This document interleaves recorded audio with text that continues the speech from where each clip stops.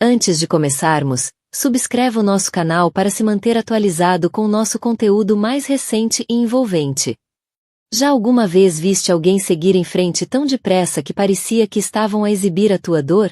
Como se o teu sofrimento fosse apenas mais uma oportunidade para uma foto, porque ele achava que tinha vencido, assim, de repente. Uma publicação chamativa no Instagram. Um diamante de 10 quilates na mão de uma mulher mais nova. O golpe final na mulher que ele deixou para trás. Sem aviso, sem vergonha, apenas uma imagem cuidadosamente encenada, feita para gritar: segui em frente e estou melhor sem ela. Mas eis o que ele não viu. Aquela mesma mulher que ele humilhou, ela não quebrou. Ela não implorou. Ela ficou em silêncio. Ela fez tudo. Acredita, isto não é só sobre vingança. É sobre poder, cura. E o que acontece quando uma mulher decide parar de sobreviver e começar a reescrever a luxúria? Então, deixa-me perguntar-te, o que farias tu? Ele nunca imaginou que, enquanto a sua publicação ainda colecionava gostos, a sua ex-mulher desferiria um contra-ataque tão devastador, tão perfeitamente executado, que destruiria o seu mundo. Isto não é apenas uma história de vingança. É sobre uma mulher a reclamar o seu poder, um bilionário silencioso com segredos próprios, e o dia em que uma única publicação nas redes sociais incendiou uma guerra que destruiria um império e construiria outro a partir das cinzas. A terça-feira começou como qualquer outra para Juliana Price. O aroma de café expresso acabado de fazer preenchia o seu apartamento minimalista em Capitol Hill, um contraste gritante com a prisão opulenta e espalhafatosa que outrora partilhara com Nathan Hale. A chuva batia nas janelas do chão ao teto. A cidade lá fora uma névoa de cinzento e luzes vermelhas de travão. Nos últimos 6 meses, desde que a tinta nos papéis do divórcio secou, Juliana tinha criado uma vida de intenção silenciosa. Tinha colocado a alma na sua pequena empresa de arquitetura, Form and Function, que finalmente ganhava notoriedade no competitivo mundo do design em DC. Estava a curar-se, ou assim dizia a si mesma. As feridas profundas e irregulares das traições de Nathan estavam lentamente a cicatrizar, tornando-se parte da sua história em vez do seu presente. O telemóvel vibrou no balcão frio de mármore, uma enxurrada de notificações de um grupo de mensagens com as suas amigas mais próximas. As mensagens eram uma mistura caótica de indignação e preocupação. Já viste? Aquele cabrão. Jules, não vejas. A sério. Mas, claro, ela teve de ver. O polegar, como se tivesse vontade própria, navegou até ao Instagram, para o perfil que ela muito silenciara, mas que nunca teve coragem de bloquear. E lá estava. A publicação era uma obra-prima de crueldade narcisista, cuidadosamente construída para causar a máxima dor. Era uma fotografia em close-up, com iluminação profissional, da mão de uma mulher. As unhas eram longas, de acrílico, pintadas num tom berrante de rosa, mas as unhas eram secundárias em relação à pedra que estava no quarto dedo, um diamante de pelo menos 10 quilates, uma coisa monstruosa e ostensiva que gritava dinheiro novo e desespero. A mão pertencia a Belly Carter, a aspirante a vlogger de lifestyle de 25 anos que tinha sido a outra mulher durante grande parte dos últimos 2 anos do casamento de Juliana. A legenda foi a torção final da faca. Ela disse sim, o futuro é brilhante com a minha rainha. Um novo capítulo começa. Casal poderoso noivo a vencer. A respiração de Juliana falhou. A chávena de expresso escorregou-lhe dos dedos, estilhaçando-se no chão branco imaculado, o líquido escuro espalhando-se como sangue. Por um momento, não conseguiu sentir nada. Era como se o choque tivesse feito curto-circuito em todo o seu sistema nervoso. Depois, as emoções vieram como uma vaga. A náusea familiar e lancinante da traição, o ardor quente da humilhação, o aperto gélido de uma tristeza tão profunda que parecia poder fraturar-lhe as costelas. Não era só o noivado, era o espetáculo público. Nathan sabia exatamente o que estava a fazer. Estava a pintar uma narrativa para os milhares de conhecidos em comum, para a elite de DC, para o mundo. Ele era o vencedor, o que tinha seguido em frente, feito o upgrade para o modelo mais novo. Ela era a ex-mulher rejeitada e de coração partido. Ele estava a ganhar. A sua mente, traidora, passou em revista uma montagem da vida que tiveram juntos. Os primeiros dias em que Nathan, Um carismático promotor imobiliário com um sorriso capaz de desarmar exércitos, a tinha deixado deslumbrada. Ele parecia um sonho, enchendo-a de afeto e promessas de um império partilhado. Mas, aos poucos, insidiosamente, o sonho azedou e tornou-se um pesadelo. Ele menosprezava sua paixão pelo design, chamando a sua empresa um projeto engraçadinho. Gasligava-a, fazia-a duvidar da sua própria sanidade sempre que ela confrontava suas chegadas tardias ou o perfume estranho que impregnava suas camisas. Isolou-a das amigas, corroeu a sua autoconfiança até que ela se sentiu como um fantasma na sua própria vida, um acessório bem vestido no braço dele. Lembrou-se da noite em que encontrou a primeira prova concreta, um talão de cartão de crédito para uma suíte no Beckford, um hotel onde tinham celebrado seu aniversário. Quando ela o confrontou, ele nem sequer se deu ao trabalho de negar. Limitou-se a olhar para ela com uma indiferença fria, mais arrepiante do que qualquer mentira. Não sejas tão dramática, Juliana, disse ele, ajustando a gravata ao espelho. É apenas o que pessoas como nós fazem. O divórcio foi brutal. A sua equipa jurídica pintou-a como emocionalmente instável, gananciosa e vingativa. Ele lutou por cada bem, arrastando o processo por mais de um ano. Uma tortura lenta e metódica. No fim, ela saiu com um acordo que era uma fração do que lhe era devido, apenas para se ver livre dele. Ela queria paz. Queria desaparecer e reconstruir. E agora, com uma única publicação no Instagram, ele tentava destruir essa paz. Estava a tentar arrastá-la de volta para sua órbita tóxica, para lembrar, e a todos, de que era ele quem detinha todo o poder. Juliana caiu no chão, alheia à cerâmica partida e ao café que arrefecia. As lágrimas escorriam-lhe pelo rosto, quentes e furiosas. Mas enquanto se sentava ali, no meio dos destroços do seu luto, algo novo começou a despertar dentro dela. As brasas familiares da dor e da humilhação foram atiçadas por uma rajada súbita e inesperada de raiva. Uma raiva fria e clarificadora. Ele achava que tinha vencido. Achava que aquele era o movimento final no seu jogo distorcido de xadrez. Achava que ela era apenas um peão, alguém que podia sacrificar sem pensar duas vezes. Um riso seco e sem alegria escapou-lhe dos lábios. Ela levantou-se. O seu movimento tornou-se, de repente, deliberado, com propósito. Limpou as lágrimas com as costas da mão. O reinado de Nathan Hale sobre a sua vida, as suas emoções, a sua narrativa, tinha terminado. Ele acabará de declarar guerra. E Juliana Price, uma mulher que ele subestimou de forma tão grave, estava prestes a lançar um contra-ataque que abalaria o seu mundo dourado até as fundações. Ele tinha iniciado um novo capítulo. Agora, ela também o faria. A primeira chamada de Juliana foi para Camille Rivera, mais do que apenas a sua melhor amiga. Camille era sócia de um dos escritórios de advocacia mais imponentes de DC, uma mulher cuja mente era tão afiada quanto os fatos de estilista que usava. Encontrarão-se uma hora depois, num café discreto em Logan. Então, o que faço? Perguntou Juliana, inclinando-se para a frente. Ficar em silêncio? Deixá-lo controlar a narrativa? Não, disse Camille, inclinando-se também. Não vamos deixá-lo controlar coisa nenhuma. Vamos pegar na narrativa dele, destruí-la e criar uma nova. Uma tão poderosa, tão absolutamente inesperada, que aquele anúncio ridículo vai ser uma nota de rodapé esquecida. Ela fez uma pausa, um sorriso lento e astuto espalhando-se-lhe no rosto. O erro dele não foi publicar o anel. O erro dele foi pensar que era o único a jogar este jogo. Foi Camille quem disse pela primeira vez o nome que mudaria tudo. Grayson Locke. Juliana conhecia o nome. Claro que conhecia. Grayson Locke era um fantasma no mundo da tecnologia e inovação de Washington. Um espectro na máquina das finanças globais. Era um bilionário tecnológico, o arquiteto de uma plataforma revolucionária de encriptação de dados que o tornará um dos homens mais ricos do mundo antes dos 30 anos. Mas também era extremamente reservado, quase um recluso. Havia poucas fotos dele, e as que existiam eram imagens granuladas tiradas por paparazzi de um homem alto de cabelo escuro, sempre em movimento, sempre a esconder o rosto. Era conhecido pelo seu intelecto impressionante, pelo seu faro implacável para os negócios e por uma tragédia pessoal de há anos. A morte súbita da mulher e do filho num acidente de viação supostamente afastara-o da vida pública.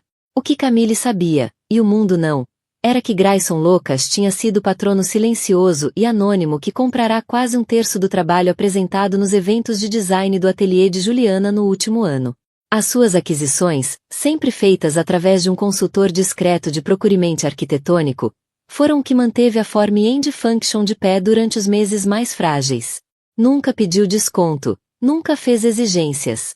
Simplesmente comprava o que admirava. Juliana trocara alguns e-mails educados e profissionais com seu assessor, mas nunca conhecera o homem em pessoa. A ideia parecia assustadora.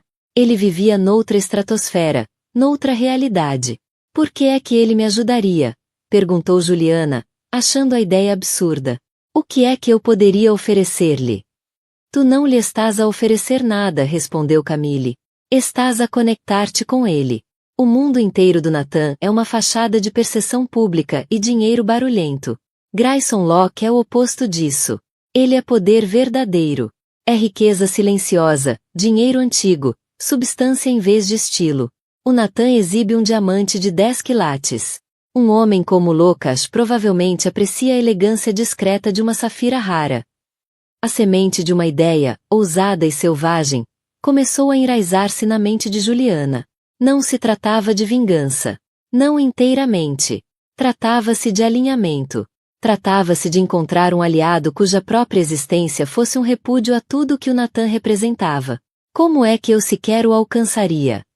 O sorriso de Camille alargou-se. O consultor dele, um homem adorável chamado Elliot, é cliente do meu escritório. Já tomei a liberdade de lhe enviar uma mensagem a perguntar se o Sr. Lucas estaria disponível para uma consulta privada com a dona do ateliê que ele tanto admira, relativamente a uma possível nova comissão. Juliana sentiu um choque de energia nervosa. Estava a acontecer. Camille não estava apenas a sugerir um plano. Estava a executá-lo. A reunião ficou marcada para a noite seguinte. Não num restaurante, nem num escritório, mas no estúdio da Form and Function depois do expediente. O estúdio era o seu território, o seu santuário. Era o único lugar onde sentia que podia encontrar-se com um titã como Grayson Locke em algo que se assemelhasse à igualdade. Passou o dia inteiro num estado de preparação ansiosa, cuidando da iluminação, organizando flores frescas e trocando de roupa meia dúzia de vezes até se decidir por um vestido preto simples e elegante que transmitia confiança. Não desespero. Mas mesmo enquanto ajustava as luzes da galeria e reposicionava as flores pela terceira vez, algo a inquietava. Nessa noite, muito depois de o espaço estar pronto, sentou-se sozinha na borda do banco de betão polido no centro do estúdio, o telemóvel na mão, imóvel. Uma onda de dúvida atravessou-a silenciosamente. Aquilo não era sobre Grayson. Era sobre ela. Já tinha confiado antes. E olha onde isso a tinha levado. E se estivesse prestes a entrar noutra ilusão? E se, mais uma vez, fosse apenas um peão no jogo de outra pessoa? O pensamento apertou-lhe o peito como um punho frio. Tinha-se erguido das cinzas com esforço, e agora estava prestes a entrar de novo num território desconhecido. Às 20 horas em ponto, a porta da frente do estúdio soou suavemente. Não foi um motorista nem um assistente que entrou, mas o próprio homem. Grayson Locke era mais alto do que as fotos desfocadas sugeriam, com uma constituição esguia e atlética. Tinha olhos afiados e inteligentes que pareciam absorver tudo de uma vez, e uma intensidade tranquila, quase melancólica. O cabelo era escuro, com algumas madeixas grisalhas nas têmporas. O rosto era bonito, não de uma forma clássica perfeita, mas de um modo cativante e profundamente marcante. Usava uma camisola de cachemira cinzenta simples e calças escuras. Sem gravata, sem relógio, sem qualquer ostentação de riqueza. Parecia menos um bilionário e mais um professor de filosofia. Miss Price, disse ele, a voz um barítono baixo e agradável. Obrigado por ter aceitado encontrar-se comigo. Senhor Locke, respondeu Juliana, a voz mais firme do que esperava. O prazer é todo meu. Já há muito tempo que queria agradecer-lhe pessoalmente pelo seu apoio. O seu olhar é impecável.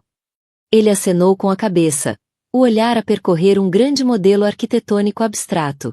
Tens um dom para encontrar conceitos que dizem a verdade, disse ele. Caminharam pelo estúdio silencioso, as luzes da cidade cintilando através das janelas altas. Falaram sobre design, sobre a ressonância emocional da estrutura e do espaço. Juliana deu por si a relaxar. O discurso cuidadosamente ensaiado que preparara foi se dissolvendo à medida que a conversa fluía com uma naturalidade inesperada. Ele era ponderado, um ouvinte brilhante, e possuía um humor seco e discreto. Havia nele uma melancolia palpável, um fantasma da tragédia do passado, mas suavizado por uma força profunda e constante. Juliana deu por si a contar-lhe não só sobre o seu trabalho, mas sobre a sua visão, a sua paixão por criar espaços inclusivos e transformadores. Ela falou com um fervor que não sentia há anos, uma chama que Nathan tentou apagar com todas as suas forças. Finalmente, enquanto estavam diante de uma fotografia impressionante de uma árvore solitária e resiliente numa paisagem desolada, Juliana respirou fundo. Senhor Lucas, Grayson, disse ela em voz baixa. Ele ouviu com paciência, o olhar firme e constante. Quando terminou, um longo silêncio instalou-se entre os dois. E nesse silêncio, Juliana sentiu a inquietação da vulnerabilidade a aproximar-se. Aprenderá a viver por trás de camadas de elegância, de resiliência, de controlo. Mas agora, tudo isso fora despido diante de um homem que mal conhecia. E se ele não visse nela uma mulher digna de ajuda? E se, depois de tudo, ele simplesmente se fosse embora? Tinha arriscado mais do que o orgulho nessa confissão. Arriscara o frágil andaime de força que reconstruíra depois de Nathan. As palmas das mãos estavam frias, a respiração superficial. Aquilo não era uma encenação. Era sua verdade crua. E isso aterrorizava-a. O coração de Juliana martelava contra as costelas. Ou acabará de cometer o maior erro da sua vida, ou seu movimento mais brilhante. Grayson finalmente falou, a voz suave mas firme. O que Nathan Hale fez não é apenas um ato de crueldade. É um ato de fraqueza profunda. E merece uma resposta, não de igual volume, mas de qualidade superior. Olhou dela para a fotografia da árvore resiliente e depois de volta para ela. Acredito que posso ajudar nisso. O plano que Grayson propôs era mais ousado do que qualquer coisa que Juliana poderia ter concebido. Um golpe estratégico magistral, uma manobra de engenharia social tão audaciosa que a deixou sem fôlego. Não se limitava a emprestar o nome. Oferecia-se para criar uma nova realidade. Vou anunciar o noivado, declarou Grayson. O tom tão calmo como se estivesse a discutir a aquisição de ações. Uma declaração pública pensada para estabelecer um novo status quo. A única resposta eficaz é uma declaração pública tua, que o eclipse completamente. Estavam no pequeno escritório nos fundos do estúdio, um espaço apertado e desorganizado que era o verdadeiro santuário de Juliana. Grayson sentava-se à sua frente, não com a imponência de um bilionário, mas com a intensidade focada de um mestre de xadrez, a planear os seus próximos 10 movimentos. Queres que eu finja estar noiva? Perguntou Juliana, as palavras soando estranhas e absurdas na sua boca. Proponho uma aliança estratégica temporária, esclareceu ele. A escolha das palavras era deliberada e isenta de qualquer sentimento romântico. Um noivado fictício comigo. Juliana fitou-o, tentando processar a ousadia pura daquela sugestão. Contigo? Por que farias isso? És uma das pessoas mais reservadas do mundo. Isso colocar-te-ia diretamente sob os holofotes. Passaste uma década a evitar precisamente isso. Ele acenou com a cabeça. Precisamente, disse ele. Nathan lançou um desafio em praça pública. Se a sua ex-mulher desconhecida e de coração partido de repente ficar noiva de um homem notoriamente inacessível, isso cria uma mudança narrativa de proporções sísmicas. Reenquadra toda a história. Ele deixa de ser o que partiu, para ser o que foi deixado para trás. A sua suposta vitória torna-se uma tentativa patética de salvar a face. Ele viu a hesitação nos olhos dela, o conflito que guerreava no seu interior. Juliana, disse ele, a voz suavizando-se ligeiramente. Compreendo a tua relutância. Isto não se trata de descer ao nível dele. Trata-se de mudar completamente o tabuleiro do jogo. O anúncio dele foi barulhento, espalhafatoso, desesperado. O nosso será o oposto. Silencioso, elegante, inatacável. Será uma aula magna em poder silencioso. Pensa nisto não como uma mentira, mas como uma peça de arte performativa encenada no palco público. A lógica era irrepreensível, quase bela na sua eficiência implacável.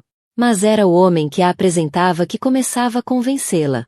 Em poucas horas de convivência, Grayson Lukács mostrará-lhe mais respeito genuíno e companheirismo intelectual do que Nathan em 15 anos. Não a via como objeto ou acessório, mas como igual. E por baixo do seu exterior reservado, ela pressentia uma experiência partilhada de traição. A dele, revelou, viera de um ex-sócio que tentará roubar-lhe a empresa. Uma ferida que claramente moldara sua obsessão com privacidade e lealdade. O que implicaria essa aliança? Perguntou ela, a voz quase num sussurro. Um único anúncio, algumas aparições públicas cuidadosamente geridas, uma frente unida durante um período limitado até que a narrativa seja redefinida e Nathan Hale se torne irrelevante. Depois dissolvemos o acordo com a mesma discrição com que o começamos, explicou ele. Sem emoções desordenadas. Uma parceria limpa e estratégica. Fez uma pausa, o olhar encontrando dela. Mas só funciona se fores uma participante disposta. Tem de ser a tua decisão. Juliana pensou na cara convencida de Nathan, no anel espalhafatoso de Bel. Pensou nos anos que passou a sentir-se diminuída. A sua voz silenciada, o seu valor diminuído. Aquilo já não era apenas vingança. Era recuperação, da sua história, da sua dignidade, do seu nome. E talvez, só talvez, aquele noivado fingido com o enigmático bilionário fosse o primeiro passo para encontrar uma ligação real, genuína, que há muito deixará de procurar. Faço, disse ela, uma nova determinação a endurecer-lhe a voz, com uma condição. Diz. É nos meus termos, disse ela. O anúncio, o anel, a forma como nos apresentamos, será um reflexo de mim, deste estúdio, de substância, não de espetáculo.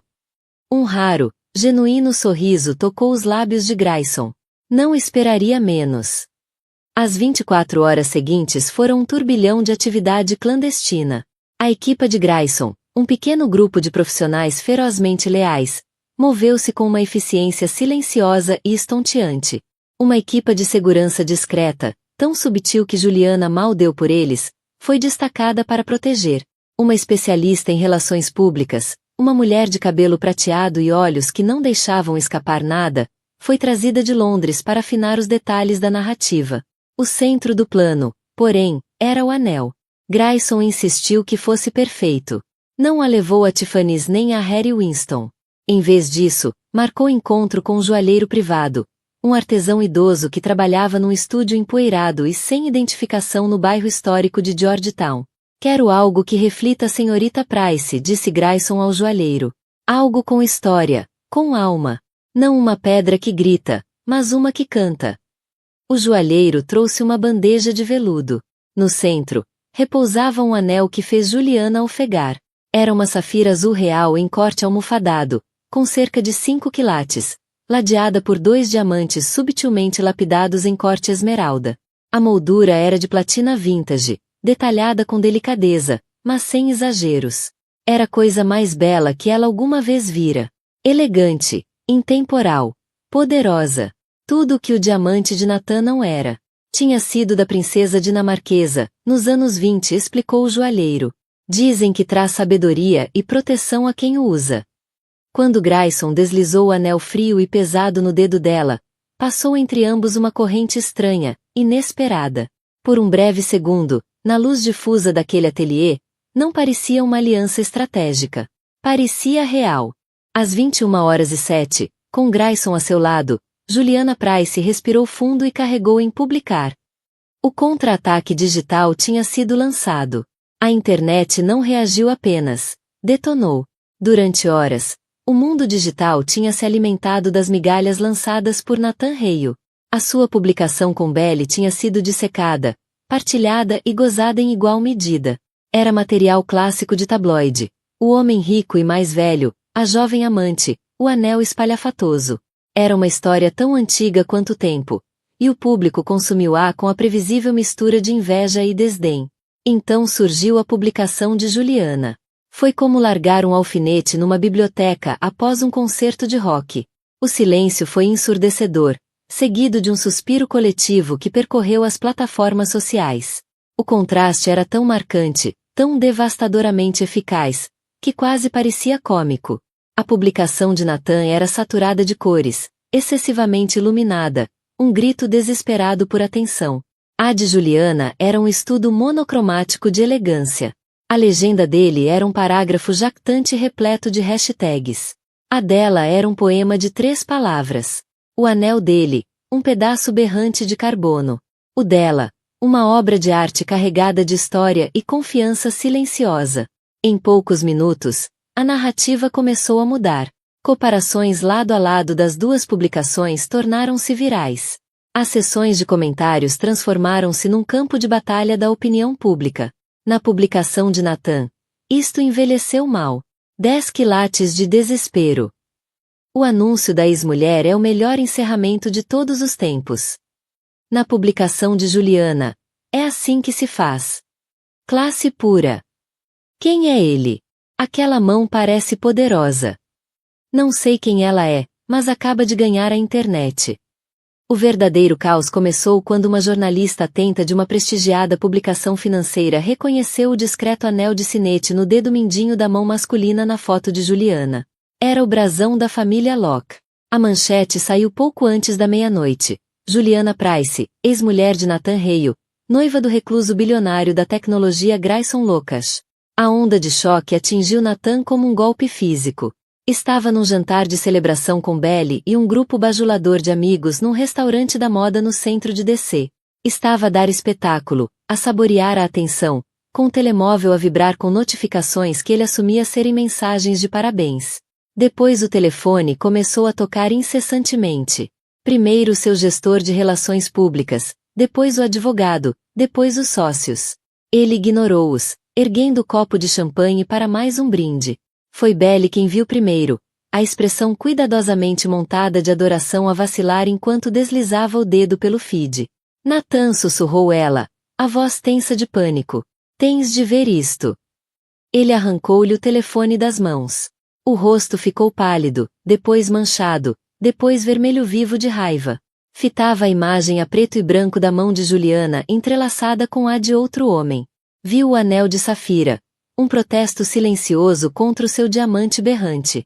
Leu os comentários, o tsunami de opinião pública a virar-se contra ele com brutal rapidez. Mas foi o nome que fez o mundo dele girar sobre o eixo. Grayson Lucas. Natan sabia quem era Locke. Todos no seu mundo sabiam. Lucas era uma lenda, um espectro, um homem com mais riqueza e influência do que Natan alguma vez poderia sonhar. Um homem que operava num plano de existência tão acima do seu que podiam muito bem estar em planetas diferentes. As risadas e conversas na mesa esmoreceram à medida que todos observavam a expressão de Natan distorcer-se numa mistura de incredulidade e raiva pura. Sentiu uma humilhação profunda e esmagadora, 1000 vezes pior do que qualquer coisa que tinha planeado infligir a Juliana. Quis mostrar ao mundo que tinha feito um upgrade. O mundo dizia-lhe agora que ela é que tinha feito. Tinha se retratado como rei, só para ser revelado como o bobo da corte. A sua vitória cuidadosamente construída desmoronou-se em poucas horas. Belly, entretanto, enfrentava sua própria crise. Tinha apostado tudo em Natan, acreditando que ele era o auge do sucesso. Suportou os olhares e murmúrios por ser a outra porque pensava que isso era o seu bilhete para o topo. Agora, ao ver a reação pública, ao ver o nome Grayson Locke, Belly sentiu um enjoo nauseante no estômago. Não era a rainha de um casal poderoso. Era um acessório vulgar. E tinha acabado de ser completamente ofuscada. O diamante no seu dedo de repente pareceu-lhe pesado, barato e vulgar. As fissuras na sua relação com Natan, sempre presentes sob a superfície, começaram a abrir-se em abismos escancarados. Para Juliana e Grayson, as repercussões eram de uma natureza totalmente diferente. Assistiram a tudo a partir do santuário tranquilo do apartamento penthouse de Grayson, um espaço minimalista e deslumbrante com vista para o rio Potomac. A especialista em relações públicas, a mulher de cabelo prateado chamada Eleanor, atendeu com calma chamadas de todos os grandes meios de comunicação do mundo, emitindo uma única declaração uniforme. O Sr. Lucas e a Sra. Price estão muito felizes e pedem que a sua privacidade seja respeitada neste momento. O pedido de privacidade, claro, apenas alimentou o fascínio público. O noivado tornou-se a maior história do ano. Quem era Juliana Price? Como conquistar o coração do bilionário mais inacessível do mundo. A sua história de amor fictícia estava a ser escrita em tempo real por milhões de desconhecidos. E agora tinham de navegar essa nova realidade juntos. A primeira aparição pública veio poucos dias depois, num gala de beneficência para a National Gallery of Art. No momento em que saíram do carro, foram engolidos por um mar de câmaras a disparar flashes. Grayson, que durante anos evitara esse tipo de cena, era o retrato da compostura. Colocou uma mão protetora na parte inferior das costas de Juliana, guiando-a pela confusão. Lá dentro, tornaram-se o centro de gravidade incontestável. Pessoas que antes ignoravam Juliana agora imploravam por uma apresentação.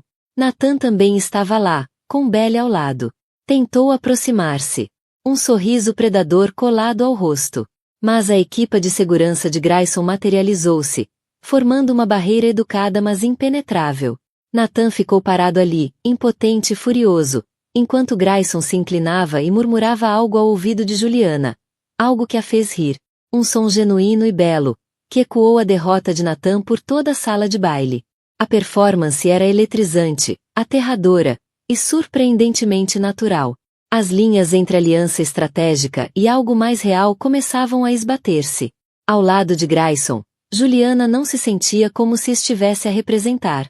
Sentia que estava, finalmente, a tornar-se na mulher que sempre fora destinada a ser. Poderosa, confiante, completamente no controle da sua própria história. O jogo tinha mudado. Mas estava longe de terminar. Nathan Hale era um animal encurralado. E animais encurralados são sempre os mais perigosos. Derrota não era um conceito que Nathan soubesse processar. Humilhação, por outro lado, era combustível puro para o seu tipo de obsessão vingativa. Ver Juliana, a esposa que descartou, no braço de alguém como Grayson Lucas, era uma ameaça existencial ao seu ego. Não conseguia aceitar. Tinha de destruir aquilo. O primeiro movimento. Encontrar podres. Contratou uma equipa de investigadores privados impiedosos, do tipo que operava nas sombras mais obscuras do mundo jurídico da cidade. Mas Grayson Locke não era apenas limpo. Era uma fortaleza. Toda sua vida era um testamento à privacidade meticulosa e à segurança digital. Os investigadores depararam-se com uma parede de dados encriptados, acordos de confidencialidade blindados e funcionários ferozmente leais. A equipa de segurança privada de Grayson, um grupo de antigos operacionais dos serviços de inteligência, estava sempre 2 passos à frente. Interceptaram tentativas de suborno a ex-funcionários. Detetaram uma tentativa de hacking aos servidores pessoais de Grayson. E fizeram saber discretamente, mas sem deixar margem para dúvidas, que os investigadores estavam a pisar terreno perigosamente letal. Após 2 semanas e quase 4 milhões gastos, o investigador principal ligou a Nathan com uma conclusão clara. Não conseguimos tocá-lo. É como tentar investigar um fantasma. Frustrado e cada vez mais paranoico, a obsessão de Nathan começou a envenenar todos os outros aspectos da sua vida. O seu negócio imobiliário, o Hale Development Group, sempre operara numa zona cinzenta, construída com alavancagem agressiva, apertos de mão e atalhos regulatórios. Mas com o novo escrutínio mediático provocado pela saga com Locke, essas práticas duvidosas deixaram de estar em segurança nas sombras. Um jovem jornalista ambicioso do Wall Street Journal, chamado Ben Carter, farejou sangue na água. Começou uma investigação profunda sobre a Hale Development, começando pelo espetáculo público dos noivados concorrentes. Inicialmente, era uma peça de interesse humano, mas uma dica anônima bem posicionada orientou-o para um projeto de condomínio de luxo em Arlington. A dica, claro, viera de Sophia Chen, cuja rede de fontes ia mais fundo que o rio Potomac. Ben Carter descobriu um rastro de licenças falsificadas, materiais abaixo do padrão e um enorme esquema de fraude de seguros ligado a um incêndio que, convenientemente, ocorrerá pouco antes de uma grande inspeção. Nathan tinha construído seu império sobre uma fundação de mentiras, e os muros estavam a começar a ruir. Entretanto, a sua relação com Belle estava a implodir. O sonho que lhe tinham vendido estava a transformar-se num pesadelo. A atenção bajuladora fora substituída pelos humores negros de Nathan e desabafos obsessivos sobre Grayson e Juliana. Já não era o homem encantador e poderoso que a tinha arrebatado. Era uma ruína amarga e paranoica. A zombaria pública era implacável. Belle, outrora uma estrela em ascensão no mundo das influenciadoras, era agora um meme, o exemplo perfeito do que não fazer. As sessões de comentários eram um deserto de escárnio. Marcas que antes a cortejavam agora não queriam ter nada a ver com ela. Estava amarrada ao navio a afundar de Nathan. A gota de água surgiu durante uma discussão acalorada na fria Penthouse branca sobre branca onde viviam. Belle, num raro momento de coragem, confrontou-o. Tudo isto é sobre ela, não é? Nunca foi sobre mim. Eu era apenas um adereço, uma forma de magoá-la. Nathan, embriagado de Scott e autocomiseração, cometeu o erro fatal de dizer a verdade. Claro que era sobre ela, cuspiu, o rosto distorcido de veneno. Mas a bruxinha foi mais esperta do que eu. Ela e o bilionário fantasma dela. Tens ideia do que me fizeram? Seguiu-se uma longa tirada incoerente, em que confessava sua inveja, a sua raiva e, mais incriminador ainda, deixava escapar detalhes sobre o esquema fraudulento de Arlington, gabando-se de ter enganado os inspetores da cidade. O que Nathan não sabia era que Belle, receando o comportamento cada vez mais errático dele, começara a gravar as conversas com o telemóvel. Apanhou tudo. A admissão de que a usará, a confissão dos crimes financeiros, o plano patético e desesperado para destruir Juliana. A gravação era sua alavanca, a sua escotilha de fuga. Alguns dias depois, escondida sob um hoodie e uns óculos escuros grandes demais, Belle Carter fez o impensável.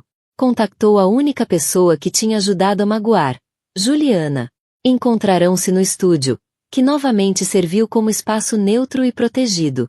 Juliana aceitou o encontro contra o conselho inicial de Sofia, movida por uma estranha curiosidade e talvez uma ponta de compaixão. Belle era uma sombra de si própria. As unhas estavam despidas, o rosto pálido e abatido. Não pediu desculpa, não de imediato. Em vez disso, deslizou o telefone pelo tampo da mesa. Ouve isto, disse, a voz baixa. Ele não é quem pensas. É um monstro, e vai arrastar todos consigo. Juliana ouviu. A expressão endurecia a cada palavra da confissão gravada. Estava tudo ali. A crueldade. A criminalidade. O orgulho ferido que o movia. Era o retrato de um homem em colapso total. Quando a gravação terminou, Juliana olhou para a jovem sentada à sua frente. Não viu uma rival, mas outra vítima da órbita destrutiva de Nathan. Por que me estás a dar isto? Perguntou Juliana, em voz baixa. As lágrimas subiram aos olhos de Belle. Porque não quero ser mais uma baixa na guerra dele, sussurrou. E porque ele merece tudo o que aí vem. Tu, por outro lado, merecias melhor. Juliana pegou no telefone. Tinha agora a chave para a destruição total de Nathan Hale. A performance estava prestes a chegar ao seu grande finale. O fim de Nathan Hale não chegou com estrondo, mas com som seco e implacável de papel de jornal. A edição de sábado do Wall Street Journal chegou às portas de entrada por todo o Atlântico Médio. Na primeira página, uma manchete que servia como certidão de óbito da reputação de Nathan. A queda de Hale, um legado construído em mentiras. O artigo de Ben Carter não era apenas uma denúncia. Era uma autópsia forense de uma empresa corrupta. Expunha o esquema do condomínio de Arlington com uma precisão arrepiante. Planos arquitetônicos falsificados, faturas de aço de alta qualidade que coincidiam com entregas de compósitos baratos, e uma rede intrincada de empresas de fachada usadas para lavar o pagamento do seguro após um incêndio acidental. O artigo era reforçado com depoimentos de ex-funcionários, moradores e delatores, pintando o retrato não de um visionário ousado, mas de um predador imprudente cuja ganância colocará vidas em risco. Juliana viu o primeiro num tablet. Grayson entregou-lhe enquanto partilhavam um pequeno almoço tranquilo no seu Penthouse banhado pelo sol em Georgetown. O caos das semanas anteriores dera lugar a uma estranha calma expectante. À medida que lia, o café arrefecia. Cada facto meticulosamente documentado era uma pedra sobre o túmulo do homem que a assombrara durante tanto tempo. Não havia alegria, apenas um profundo e cansado senso de justiça. O mundo digital, antes sedento de escândalo, virou-se com fúria para o crime financeiro. A narrativa saltou instantaneamente do sensacionalismo para a corrupção corporativa. Em Wall Street, a reação foi fria e rápida. Na segunda-feira de manhã, o toque do sino de abertura soou como um prego no caixão. As ações da Rio Development Group, já frágeis, não caíram, evaporaram. As linhas telefônicas entraram em colapso com chamadas frenéticas. Foi convocada uma reunião de emergência do Conselho de Administração. Uma reunião de fantasmas a vasculhar um cadáver. Ao meio-dia, investigadores federais foram vistos a entrar na sede da Rio com intimações. Às 15 horas, as ações foram oficialmente retiradas da bolsa. Um estigma escarlate no mundo da alta finança. Investidores que outrora davam palmadas nas costas de Nathan nos clubes exclusivos agora tratavam o seu nome como uma doença. Um deles, Richard Belmont. Ela organizou o encontro em território neutro. A sala de reuniões da sua firma, envidraçada e suspensa a 40 andares acima da cidade. Nathan chegou acompanhado por 2 advogados caros. O rosto era uma máscara de desafio ensaiado, mas a tensão era visível na rigidez da mandíbula, nas olheiras profundas. Ainda vestia o fato de um rei, mas este pendia-lhe do corpo como disfarce de um impostor. Senhora Shen começou, tentando seu habitual tom arrogante. Se isto é para espremer mais uns trocos do acordo de divórcio, está a perder o seu tempo. Como sem dúvida leu, a minha liquidez está temporariamente comprometida. Sofia sorriu, um sorriso lento, predador. Não respondeu de imediato, deixando o silêncio estender-se, obrigando-o a ferver na sala fria e esterilizada. Isto não é sobre trocos, Nathan, disse ela por fim, a voz suave, mas com peso de ferro. Isto é sobre uma prestação de contas completa. Deslizou uma cópia do Wall Street Journal pela mesa de mogno. O procurador está a construir um caso bastante sólido com base nisto. Licenças falsas. Fraude de seguros. Tudo crimes com penas de prisão significativas. O advogado de Nathan, um homem de voz retumbante, interrompeu. O meu cliente não tem comentários oficiais. Especulação jornalística sem fundamento. Sem fundamento. Sofia arqueou uma sobrancelha. Inclinou-se para a frente e colocou um pequeno gravador digital na mesa. Com um clique, a sala encheu-se com a voz de Nathan, espessa de Scott e raiva. Claro que era por causa dela. A bruxinha foi mais esperta do que eu. Tens ideia do que me fizeram? Nathan congelou. O sangue fugiu-lhe do rosto, deixando um tom acinzentado doentio. Os advogados olharam para o gravador como se fosse uma serpente venenosa. A gravação continuava. Nathan a vangloriar-se do esquema fraudulento de Arlington, de ter enganado os inspetores. E depois, a parte mais devastadora. A confissão de que o noivado com Belly fora um plano calculado para torturar emocionalmente Juliana. Eu era só um adereço, uma forma de magoá-la, dizia a voz de Belly na gravação. E o que mais sérias? A voz de Nathan rosnava em resposta. Quando Sofia desligou o gravador, o silêncio era absoluto. A máscara de desafio de Nathan estilhaçara-se. Restava apenas o rosto cru e patético de um homem completamente ultrapassado. Isto, disse Sofia, baixando o tom para quase um sussurro, é o testemunho da tua noiva, pronta a entregá-lo, juntamente com uma montanha de outras provas, a acusação, em troca de imunidade. Esta gravação torna o caso de fraude do procurador à prova de bala. E serve de base para um processo civil por danos emocionais que vai fazer a tua cabeça girar. Ela recostou-se. A caçada terminara. Então é isto que vai acontecer, ditou, sem margem para negociação. O acordo de divórcio será reaberto. Juliana receberá 50% dos bens conjugais, sem restrições, conforme avaliados antes do colapso do teu império criminoso. Assinarás a escritura da propriedade de Cape Cod e da coleção de arte. A verdadeira, não as falsificações que tentaste impingir-lhe. Será criado um fundo fiduciário para a Sra. Carter, financiado por ti, para garantir o seu silêncio e cooperação.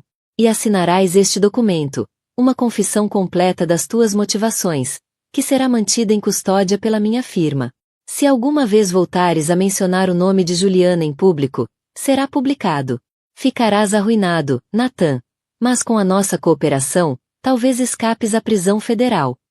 Os advogados, sem alternativas no tabuleiro, começaram imediatamente a aconselhá-lo a aceitar.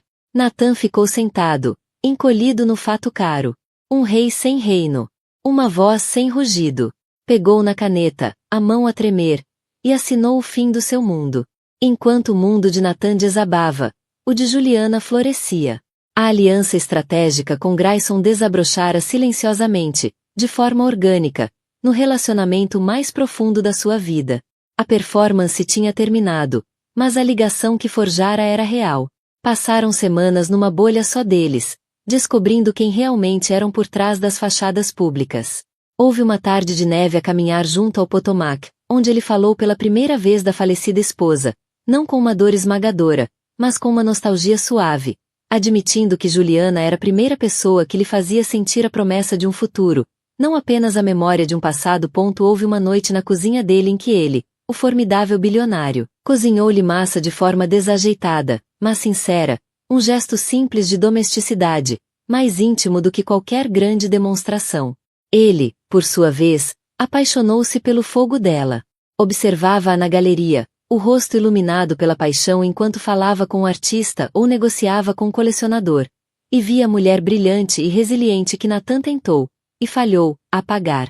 Meses depois, com o inverno a derreter na promessa de uma primavera em Washington, estavam juntos no centro da galeria após o encerramento. O estúdio estava em silêncio, as obras nas paredes banhadas pelo brilho suave e etéreo da cidade ao entardecer. Juliana acabará de fechar uma venda importante, consolidando a reputação do estúdio e a sua própria como uma força imponente no mundo da arte. Um sentimento de paz, profundo e merecido, apoderou-se dela. Está mesmo acabado, disse. A voz cheia de admiração silenciosa enquanto observava as luzes da cidade começarem a cintilar. Para ele, é um fim, respondeu Grayson. A voz uma presença quente ao seu lado. Pegou suavemente na mão dela, a mesma que ainda usava o anel de safira que iniciará tudo aquilo. Para nós, espero que seja apenas o começo. Virou-se para ela, o olhar direto e cheio de uma emoção que lhe cortou a respiração. Juliana Price começou, a voz carregada de uma sinceridade profunda que reverberava por todo o seu corpo. Isto começou como uma estratégia, uma atuação pública, mas algures no meio do brilho das câmaras e dos momentos silenciosos entre eles, tornou-se na coisa mais verdadeira e importante da minha vida. Tu trouxeste-me de volta de um exílio cinzento e mostraste-me como é sentir-me vivo de novo.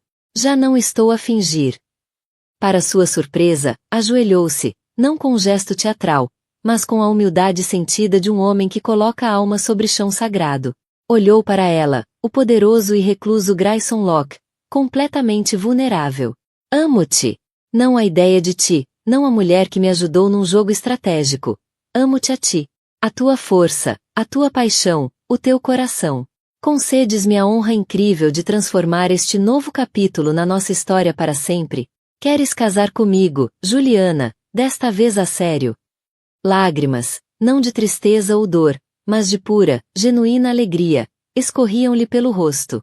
Olhou para aquele homem incrível, seu aliado, seu parceiro, seu melhor amigo, o seu amor.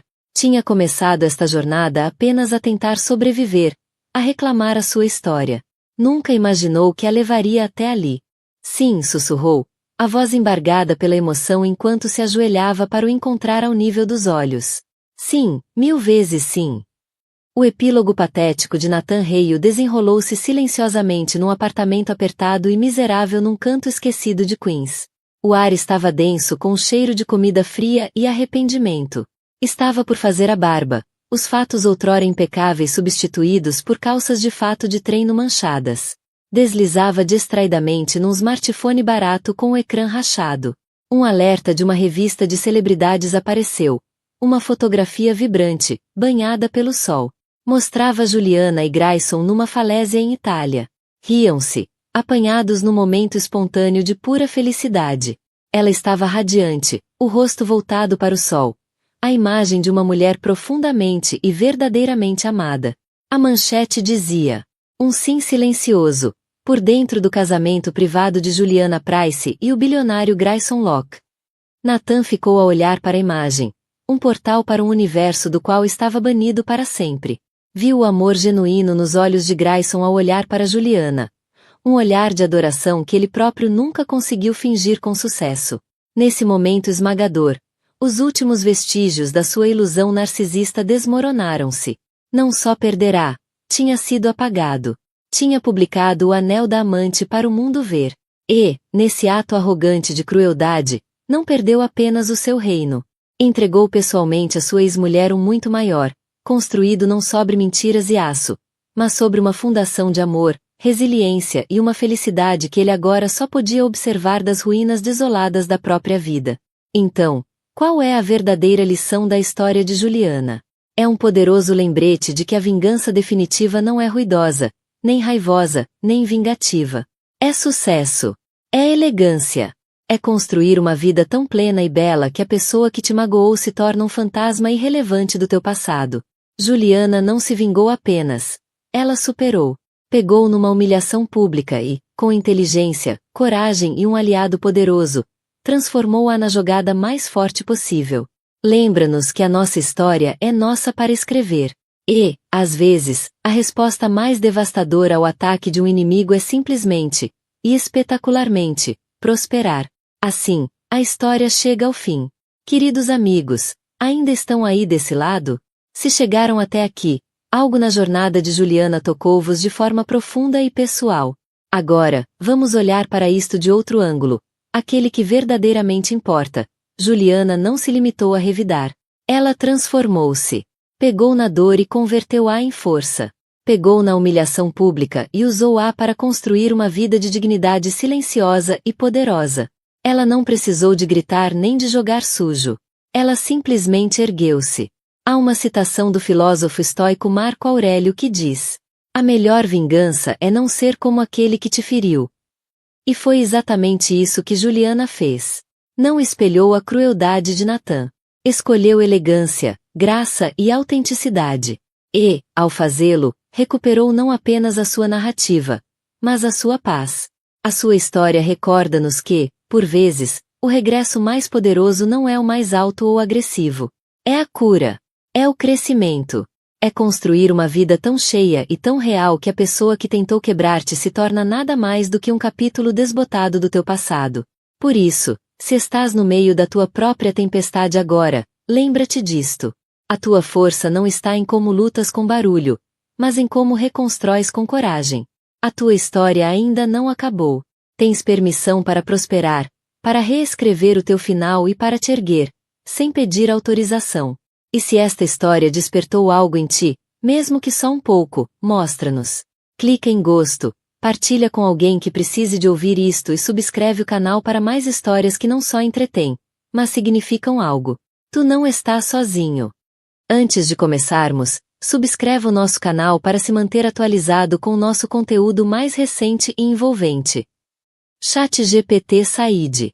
Ele nunca viu verdadeiramente a mulher com quem se casou. E não fazia ideia de que, enquanto ele permanecia ali a zombar no seu limiar, ela segurava as chaves de uma vida que ele nem sequer conseguia imaginar. Uma vida construída com a devoção de um homem que via uma rainha por baixo das ruínas. Esta é a história de como uma visita destinada à humilhação se tornou no momento em que o karma voltou para casa. Ele nunca viu verdadeiramente a mulher com quem se casou. E não fazia ideia de que, enquanto ele permanecia ali a zombar no seu limiar, ela segurava as chaves de uma vida que ele nem sequer conseguia imaginar. Uma vida construída com a devoção de um homem que via uma rainha por baixo das ruínas. Esta é a história de como uma visita destinada à humilhação se tornou no momento em que o karma voltou para casa. As tábuas rangentes do quarto andar sem elevador na Foster Avenue gemiam sob o peso dos mocassins de luxo de $1.200 de Nathan Holloway. Os seus olhos, cinzentos e duros como pederneira, moviam-se lentamente pela sala, um inventário de fracassos, e ele saboreava cada detalhe. O sofá de veludo desbotado, as canecas lascadas e desencontradas numa prateleira, o leve cheiro a terebintina e tinta a óleo, que ele sempre detestara. Costumava chamá-lo de fedor do fracasso. O olhar de Nathan cortava a sala como uma lâmina fria, mas Helena não mostrava qualquer rachadura na sua calma.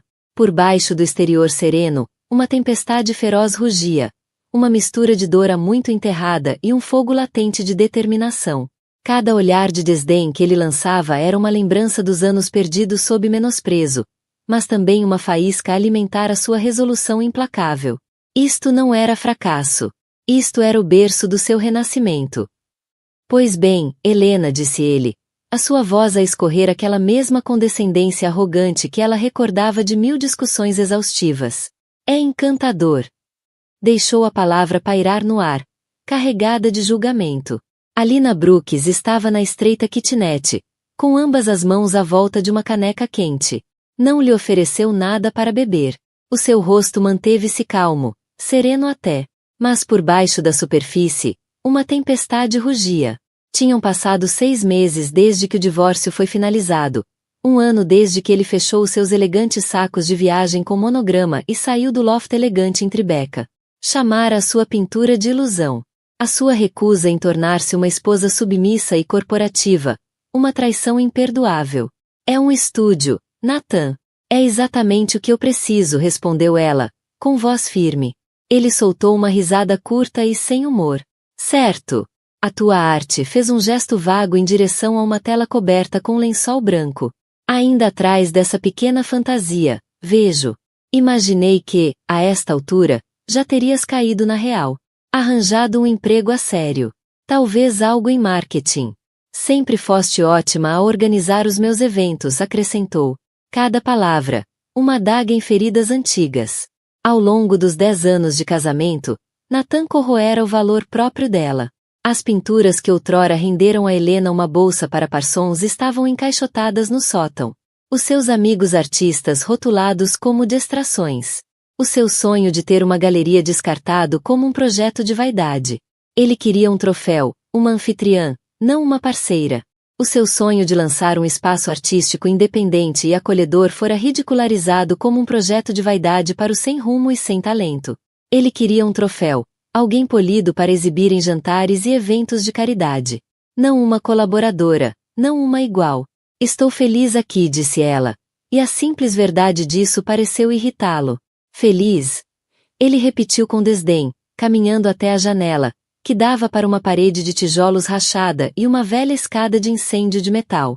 Vamos lá, Helena, não te enganes. Nunca foste boa a mentir. Estás feliz com isto? Depois de tudo o que tiveste? Lembras-te da vista do loft?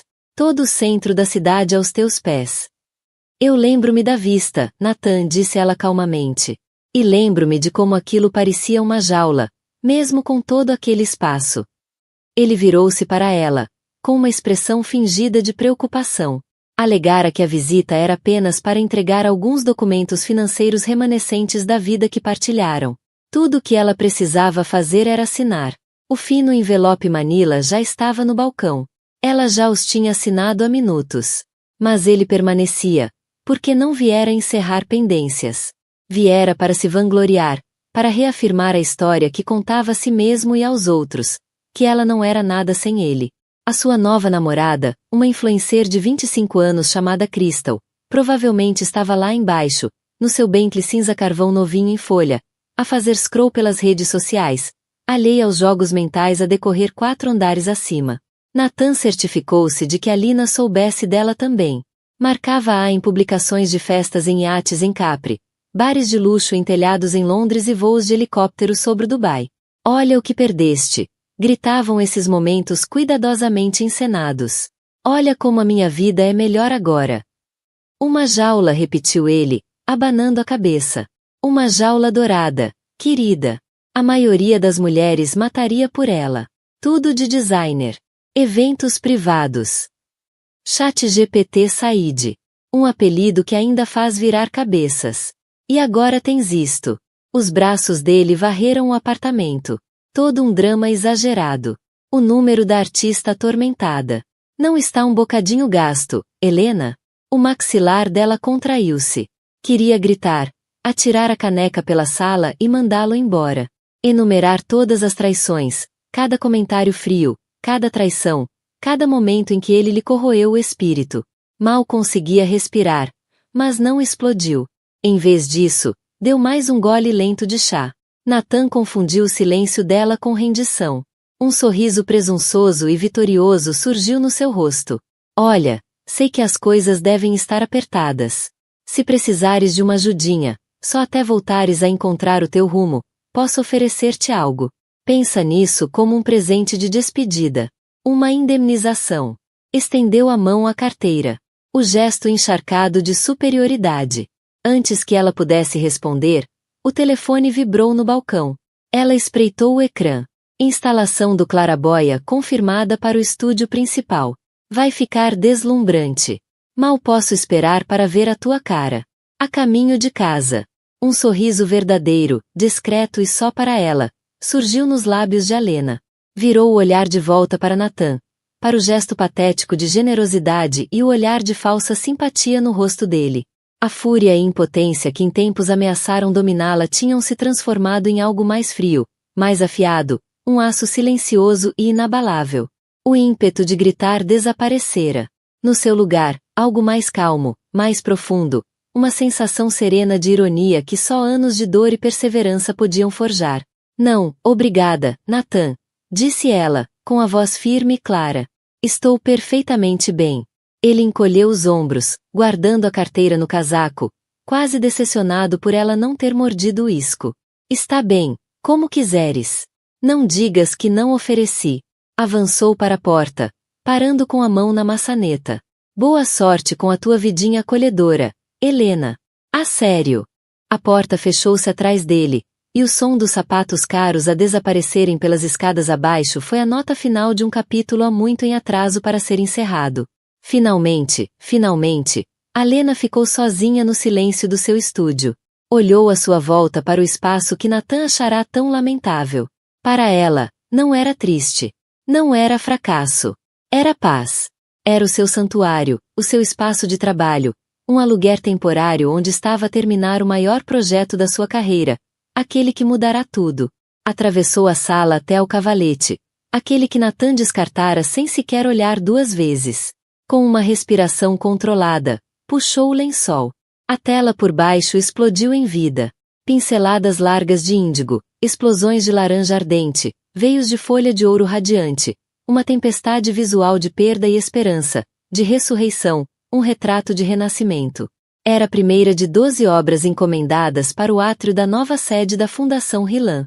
Pegou no telefone e digitou uma resposta para JC. Também mal posso esperar. A vista da nossa janela vai ser muito melhor do que aquela parede de tijolo.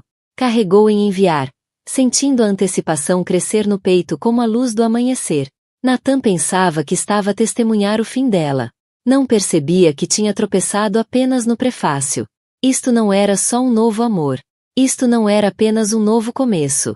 Era uma penthouse no topo da Meridian Tower, um edifício cujo contrato de desenvolvimento a empresa imobiliária de Natan perderá há 6 meses. A ironia era quase intoxicante. Nem sempre tinha sido esta guerra fria de condescendência e desprezo velado. Helena lembrava-se de como tudo começou, há 10 anos, quando Natan Holloway era uma tempestade de carisma e ambição. Ele era um associado júnior numa firma de imobiliário de topo, e ela uma artista em ascensão, recém-saída da escola de arte, o seu portfólio a pulsar com energia crua e inegável. Conheceram-se numa inauguração de galeria no centro de Los Angeles, onde ele ignorou todas as telas nas paredes e se concentrou inteiramente nela. A tua paixão, dissera-lhe, com os olhos fixos nos dela. Fala sobre cor da mesma forma que eu falo sobre fechar negócios de milhões. Sussurrou aquilo com champanhe na mão, como se fosse uma profecia, e naquele momento, ele acreditava mesmo. Perseguiu-a com uma intensidade obstinada, enviando flores para o estúdio, aparecendo nas suas exposições pop-up, fazendo perguntas infinitas sobre o seu trabalho. Comprou uma das primeiras obras dela, uma paisagem marítima e nevoada da costa de Mendocino, e pendurou-a por cima da lareira do seu apartamento de solteiro. Seria a única pintura dela que ele alguma vez compraria. Apanhada na euforia do novo amor, Helena confundiu a obsessão com lealdade. A ambição dele parecia magnética, contagiosa. Ela queria fazer parte daquela viagem. Quando ele lhe pediu em casamento um ano depois, com um diamante tão grande que parecia deslocado nas suas mãos calejadas, ela disse que sim, acreditando com todo o coração que estavam a construir algo juntos. O império dele nas finanças, o dela na arte. A ilusão começou a desfazer-se quase assim que o casamento terminou. A nova casa deles, uma imponente moradia histórica em Pacific Heights, fora escolha de Natan. É um investimento, insistiu ele, quando ela sugeriu um loft industrial e luminoso no centro, com espaço de estúdio verdadeiro. Transmite sucesso. O sótão tornou-se o ateliê dela. Tinha uma janela e isolamento terrível. Gelado no inverno, insuportável no verão. Mesmo assim, ela tentou fazer funcionar. Mas quando voltou a pintar a sério, Nathan queixou-se do cheiro. Devíamos receber clientes aqui, Helena, disse uma noite, franzindo o nariz. Queres que isto cheire a loja de ferragens? Ele não gritou. Nem precisava. O tom bastava para encerrar a conversa. Eventualmente, o cavalete foi guardado, as telas empilhadas e escondidas. A arte dela tornou-se aquilo a que ele se referia como passatempo. Como vai o passatempo? Perguntava distraidamente a caminho do ginásio, sem esperar resposta. Deviam fazer uma pausa no passatempo e vir ao clube esta noite, dizia ele, como se fosse um agrado. Os amigos que tinham sido seus salva-vidas, pintores, ilustradores, criativos de todos os tipos, foram sendo lentamente retirados do calendário social deles. Ele achava-os esquisitos. A sua amiga mais próxima, uma ousada ceramista chamada Brin, ele chamava de barulhenta. Um antigo professor da Parsons, mentor e pintor reconhecido a nível nacional, ele descartou como irrelevante. Um a um, foram sendo substituídos pelo mundo de Nathan. Analistas de investimento com relógios brilhantes e as suas esposas impecáveis de diretoria. Mulheres que falavam de comitês de caridade e viagens de luxo com a mesma urgência feroz que os traders de Wall Street reservavam para fusões. Helena deu por si a desempenhar o papel de senhora Holloway, a organizar jantares impecáveis, a servir nas fundações certas, a vestir os tons neutros, suaves e caros que Nathan preferia. Afogava-se em seda e diamantes. Cada reunião perfeita era uma performance, uma cena meticulosamente encenada numa vida que parecia, cada vez mais, uma jaula dourada. O riso à volta da mesa era educado, mas o isolamento por baixo dele era sufocante. O coração de Helena batia silenciosamente por baixo das camadas de seda e cristal, ansiando pela liberdade que o seu espírito tanto desejava. Sim, a jaula era dourada, mas as grades eram frias, rígidas e implacáveis. ChatGPT Said. As discussões começaram, subtis no início. Ele esquecia-se de mencionar um jantar de negócios até uma hora antes, esperando que ela parecesse perfeitamente arranjada e sorridente.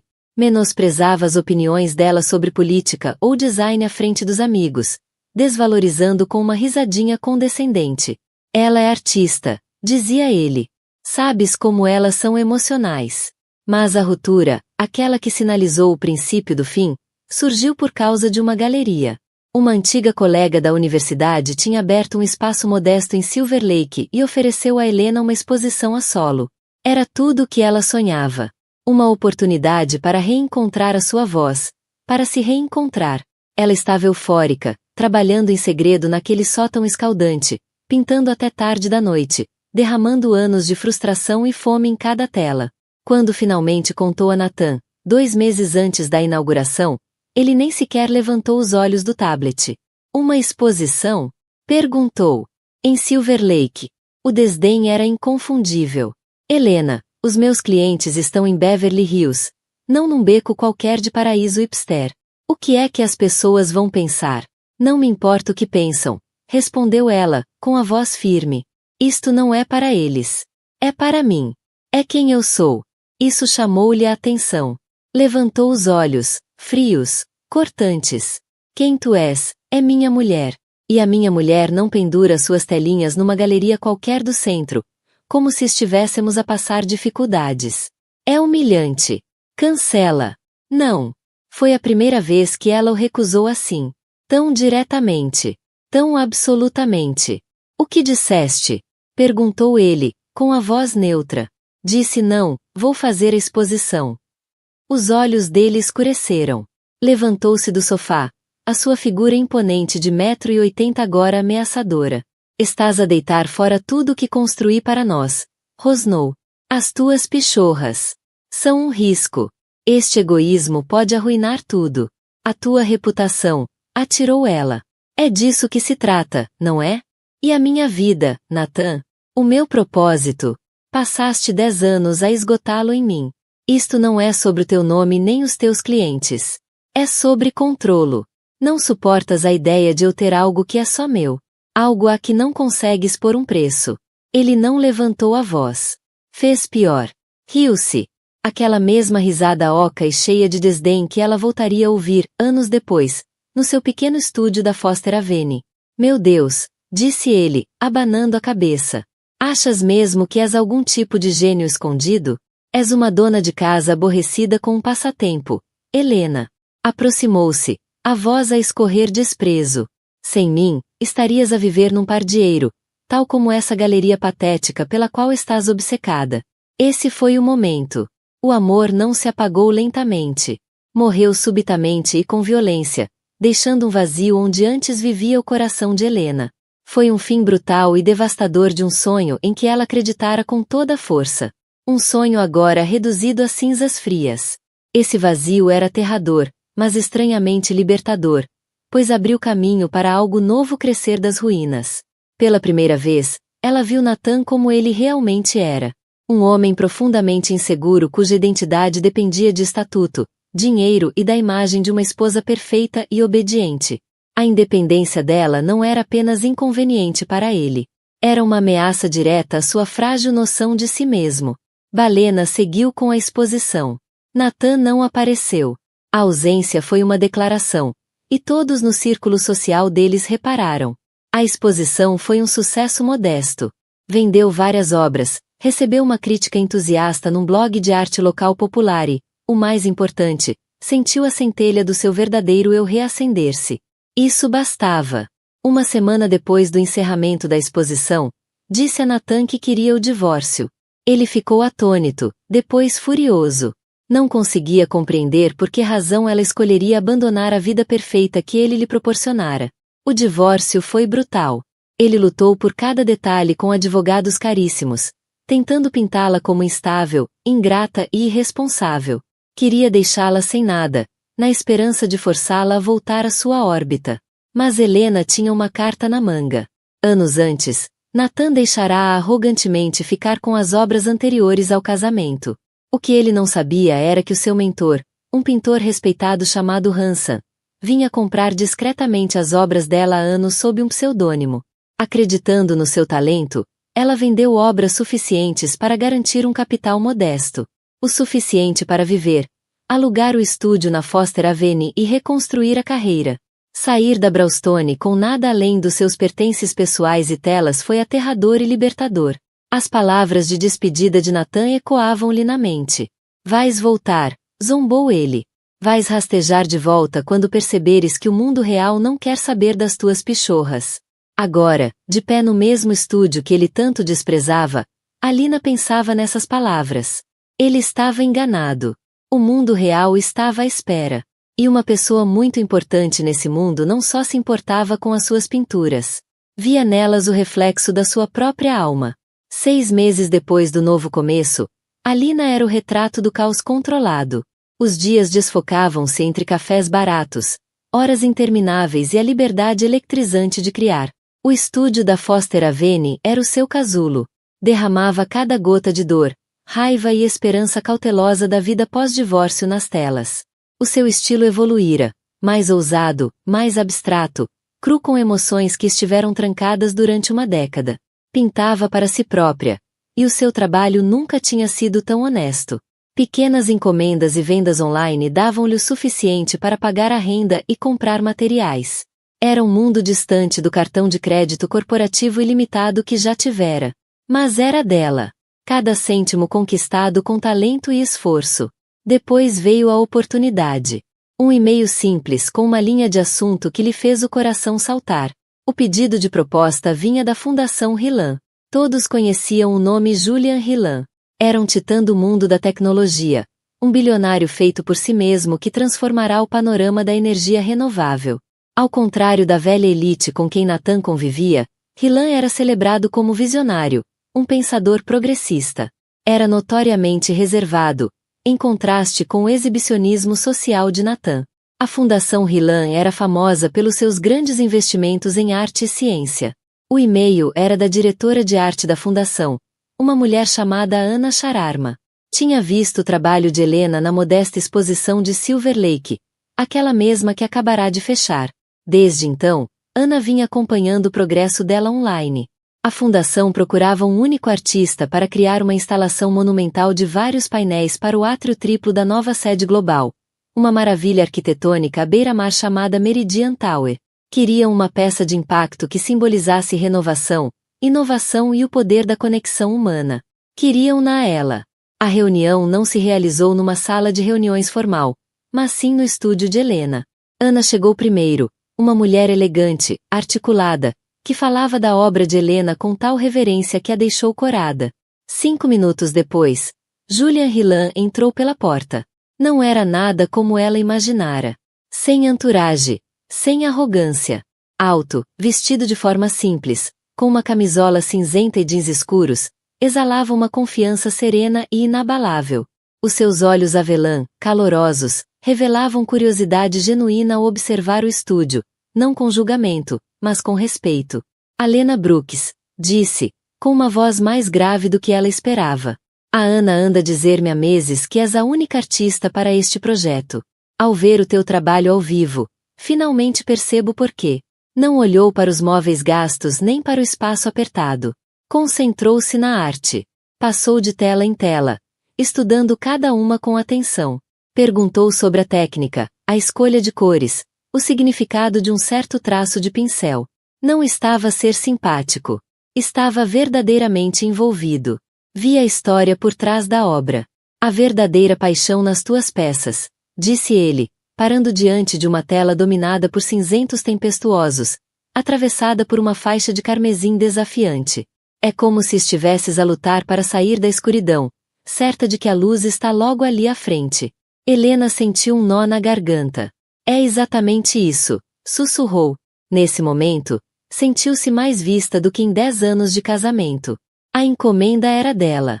O orçamento era astronômico, muito além de tudo o que alguma vez sonhara. Proporcionou-lhe os melhores materiais, segurança financeira e, mais importante ainda, validação do trabalho da sua vida num palco global. Ao longo dos meses seguintes, Julian tornou-se uma presença familiar no estúdio de Helena.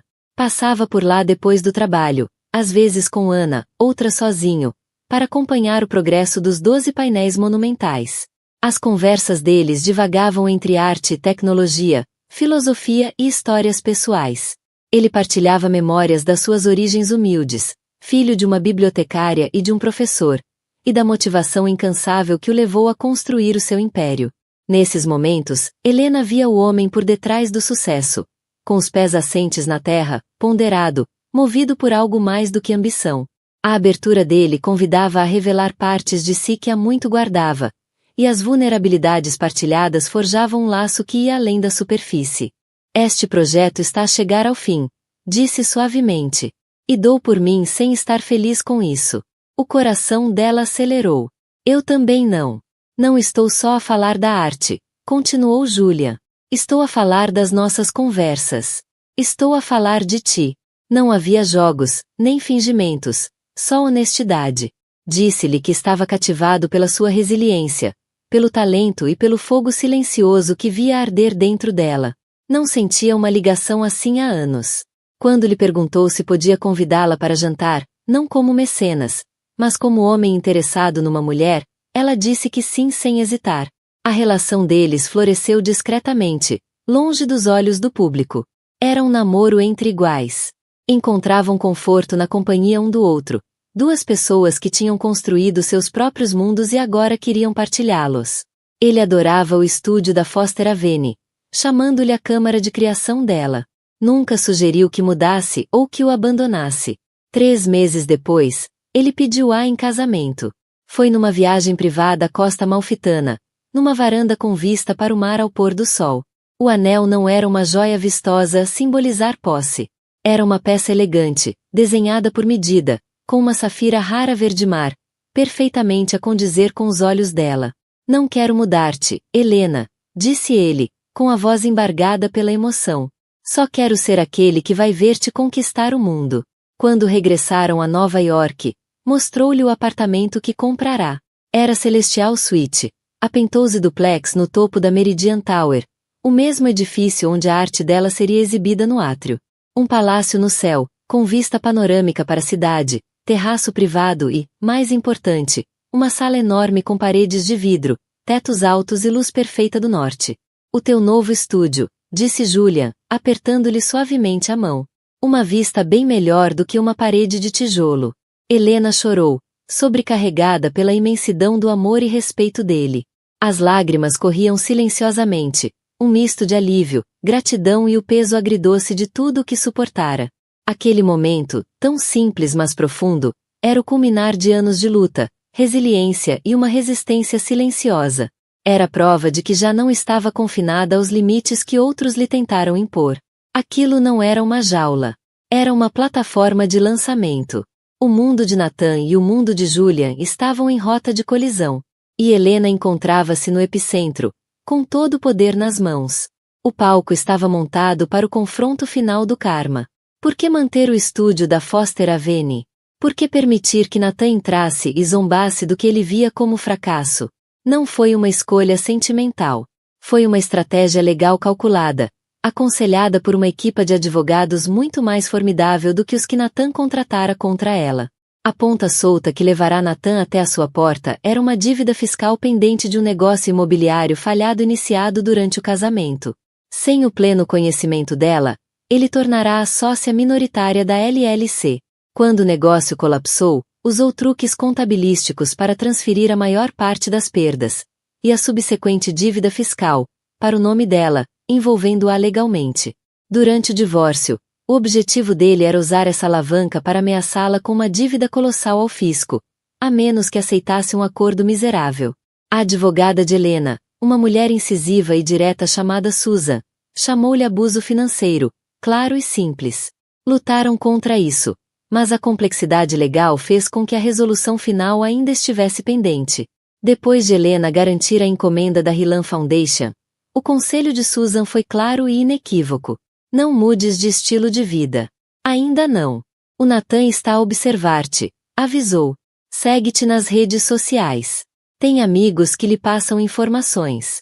Ele acredita que estás a passar dificuldades. Deixa-o acreditar nisso. Susan disse que toda a argumentação dele se baseava na ideia de que ela não tinha recursos. No momento em que descobrisse a ligação com Julian Hillan, mudaria de estratégia. Iria tentar argumentar que a relação começara antes do divórcio ser finalizado, exigindo um acordo maior. Vai ficar mais agressivo. Vamos deixá-lo fazer o último movimento com base nas falsas informações que tem. Assim, Helena manteve a sua vida discreta. Ela e Julian eram mestres da discrição. Jantavam em salas privadas, viajavam no jato pessoal dele e passavam o tempo juntos ou na propriedade fortemente vigiada fora da cidade ou na Penthouse Magnífica, ainda por decorar. Para o mundo exterior, ela continuava a ser Helena Brooks, artista em dificuldades num quarto andar sem elevador. O estúdio da Foster Avenue tornará-se um trunfo estratégico, o palco do ato final. Julian, com todo o mérito, compreendeu isso perfeitamente. Sentia até uma certa satisfação no plano. Ele é um tirano que depende da percepção de poder, disse Julian uma noite, enquanto analisavam documentos legais na sua vasta biblioteca. Tudo o que estamos a fazer é deixá-lo entrar numa sala onde pensa que é o gigante, sem perceber que o chão está prestes a desabar. A visita de Nathan foi exatamente o movimento que esperavam. A assinatura daqueles documentos foi a última peça do puzzle. A sua oferta condescendente de pagamento de compensação. A cereja no topo, testemunho perfeito da arrogância dele. Algo que Susan adoraria ouvir. No dia seguinte à visita de Nathan, Helena reuniu-se com Susan. Ele mordeu o isco, disse a Lina, relatando cada detalhe da conversa, incluindo os comentários de pena e a oferta em dinheiro. Susan sorriu, um sorriso afiado, predador. Perfeito, disse ela. Temos a declaração assinada dele do processo de divórcio onde afirma: não tens perspectivas de carreira significativas. E agora temos uma nova visita não solicitada onde confirma sua crença na tua ruína financeira. Os advogados dele estão prestes a apresentar uma moção final atribuindo toda a dívida fiscal a ti. Estão a cair diretamente na armadilha. O plano era simples. Os advogados de Nathan apresentariam a moção. A equipa de Susan responderia, não apenas com uma recusa, mas com um dossiê completo detalhando a nova realidade financeira de Helena. O contrato da Rilan Foundation, as vendas das obras anteriores e uma declaração juramentada do CFO da Fundação Rilan. Simultaneamente, dariam entrada a um processo contra Nathan por falsas declarações e abuso financeiro durante o casamento, exigindo indenização. Ele pensa que está a encurralar um rato, disse Susan, batendo com a caneta na pasta volumosa do caso de Helena. Vai descobrir que encurralou uma leoa, e o companheiro dela é dono da porra da selva toda. A mentira estava a pesar em Helena. Odiava o segredo. Queria gritar a felicidade do alto dos telhados. Queria publicar uma foto sua com Julian, os rostos iluminados de amor, só para apagar aquele olhar presunçoso da cara de Nathan. Julian sentiu-lhe o cansaço naquela noite, na Penthouse. Tinha uma surpresa para ela. Levou-a até a sala designada como o novo estúdio dela. No centro do vasto espaço, num cavalete profissional, estava uma pequena pintura emoldurada. Era a paisagem melancólica da costa de Mendocino. A primeira pintura que ele alguma vez comprará dela. Helena engasgou, levando a mão à boca. Como é que encontraste isto? Julian explicou em voz baixa. Encontrei o corretor a quem ele vendeu há uns anos. O Nathan livrou-se dela como parte de um pacote de ativos indesejados quando redecorou a Brownstone. Deve ter recebido umas centenas por ela. Ele veio ao teu espaço para te humilhar. Parece justo que o golpe final seja dado no teu próprio terreno. Um plano começou a tomar forma. Um confronto final, dramático, encenado exatamente onde tudo começou, no modesto apartamento da Foster Avenue.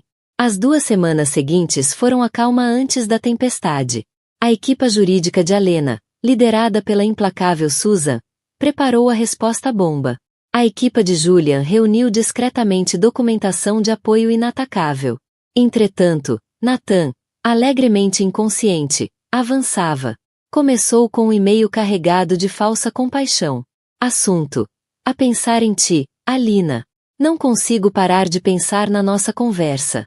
Ver-te naquele apartamento minúsculo preocupa-me genuinamente. Sei que tens orgulho, mas o orgulho não paga contas. A dívida fiscal pendente do negócio Northwood tem de ser resolvida. Os meus advogados dizem-me que, tendo em conta a tua situação financeira atual, os tribunais vão provavelmente atribuir essa responsabilidade a mim. Mas será uma luta longa e confusa, custando caro a ambos. Tenho uma proposta. Assumo toda a dívida. Sem condições. Tudo o que peço é que assines uma declaração final a reconhecer que isto liquida todas as questões financeiras entre nós, passadas, presentes e futuras. É o corte limpo que devíamos ter tido. Deixa-me fazer isto por ti, uma última vez. Pensa nisto como um ato final de bondade. ChatGPT Said. Helena leu o e-mail em voz alta para Julian e Susan durante uma chamada de conferência. Susan soltou uma risada seca. Um ato de bondade? Ele está a tentar fazer-te assinar os teus direitos em troca de trocos. Está apavorado que, mesmo que estejas falida, algum advogado pro bono aceite o teu caso e exponha a fraude dele. Quer prender-te numa caixa e deitar fora a chave. A voz de Julian era fria. Está a tentar comprar uma consciência limpa pelo preço de uma dívida fiscal que ele próprio criou. É patético. Qual é o nosso próximo passo? Perguntou Helena. Deixamo-lo a marinar, aconselhou Susan. Não respondas. O teu silêncio vai deixá-lo nervoso. Vai começar a cometer erros. Vai pressionar mais. Susan tinha razão. Mas uma semana de silêncio passou. Depois chegou a carta oficial dos advogados de Nathan. Era agressiva, exigente, e impunha um prazo apertado. Ameaçava com ação judicial imediata para atribuir toda a dívida a Helena, citando a falta de cooperação dela e finanças instáveis. Esse era o movimento oficial. O que estavam à espera? A equipa de Susan apresentou imediatamente a moção de resposta. As engrenagens legais estavam em marcha, mas levaria alguns dias até a papelada chegar aos advogados de Nathan. Isso dava-lhes uma pequena janela. A peça final encaixou quando Nathan, agitado com o silêncio de Alina e confiante na sua posição, fez um último movimento arrogante. Enviou uma mensagem de texto diretamente para Alina. Estou a tentar ajudar-te, Alina. Enviei uma proposta final através dos meus advogados. Se não a assinares, não terei escolha a não ser deixá-los fazer o seu trabalho. Vou passar pelo teu estúdio amanhã às 15 horas com o estafeta. Podes assinar na hora e acaba-se tudo. Não sejas tola. As mãos de Helena tremiam ligeiramente enquanto lia a mensagem. O ar fugiu-lhe do peito, uma mistura de medo e de uma feroz determinação em turbilhão. Aquilo não era só mais uma mensagem. Era o desafio que ela esperava. O momento em que todos os seus planos cuidadosos ou ganhariam forma ou se desmoronariam. O peso dos últimos anos pressionava-lhe os ombros, mas ela permaneceu firme. Era isso. O confronto que ele forçava era exatamente o que ela e Julian tinham planeado. Está a entregar a própria sentença, disse Julian, com um tom sombrio. Quando ela perguntou, tens a certeza de que estás pronto para isto? Frente a frente. Helena inspirou fundo, o olhar caindo sobre a pequena pintura de Mendocino que agora pendia no seu magnífico novo estúdio. Pensou nos anos em que a fizeram sentir pequena, nos sonhos descartados como meros passatempos. Estou pronta, disse ela, com a voz firme como aço. Ele merece ver o meu rosto quando o mundo dele ruir. O plano estava traçado. Julian não estaria lá de início. Aquilo tinha de ser a vitória dela.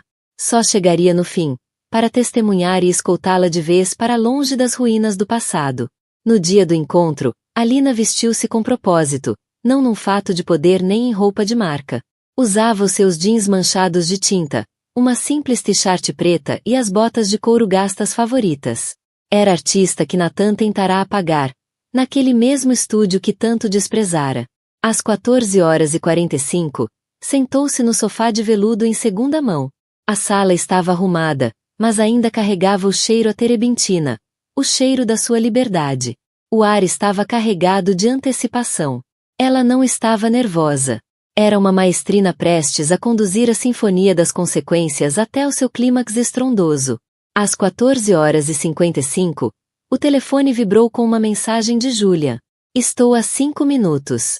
Os documentos foram oficialmente entregues ao tribunal e servidos ao advogado principal do Nathan às 14h30. Ele ainda não sabe, mas já perdeu. Isto é só o epílogo.